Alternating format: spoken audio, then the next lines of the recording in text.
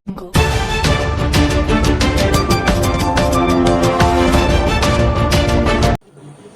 ایک اہم خبر، دنیا کی بڑی دہشت گرد تنظیم کی لسٹ میں شامل القاعدہ نے ایک بار پھر ہندوستان کو گیدڑ بھبکی دی ہے۔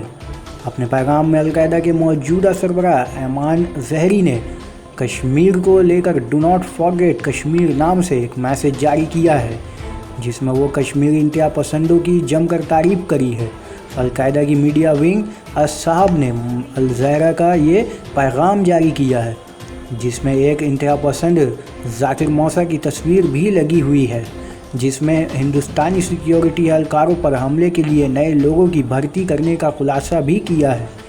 ساتھ ہی الظہری نے پاکستان کی سخت تنقید کرتے ہوئے اس کی فوج اور حکومت کو امریکہ کی کٹ پتلی قرار دیا ہے۔ بسم الله والحمد لله والصلاة والسلام على رسول الله وآله وصحبه ومن والاه.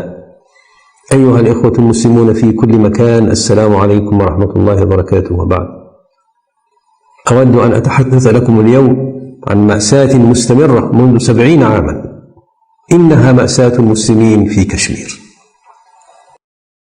مأساتهم ما بين الوحشية الهندوسية وبين خيانة وتآمر مخابرات باكستان العلمانية. إنها مأساة متصلة يجب أن نحس بها ونتعاطف معها ونؤيد المسلمين فيها.